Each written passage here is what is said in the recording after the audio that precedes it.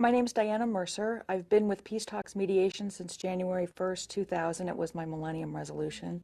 I realized at some point it was time to start being part of the solution and not so much part of the problem.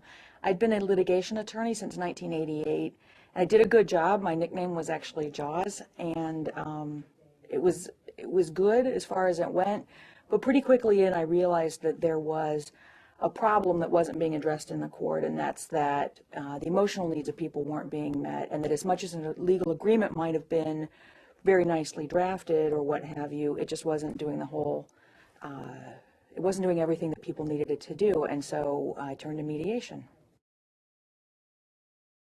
It's peace talks like you think of in terms of peace, people thinking about peace and so forth, but it's also like peace talks. I mean, there's something about peace that speaks to people, that gives them a kind of closure that you don't get in a litigation setting. And so it seemed like a perfect name for a process that also helps people come to some sort of a resolution. That the idea is that the best drafted legal agreement doesn't help you if it doesn't fit your situation or if it doesn't fit your circumstances.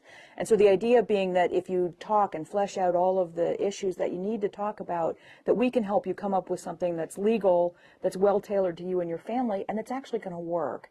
If we can give you some peace of mind after that and some closure, then that's what really we're aiming to do.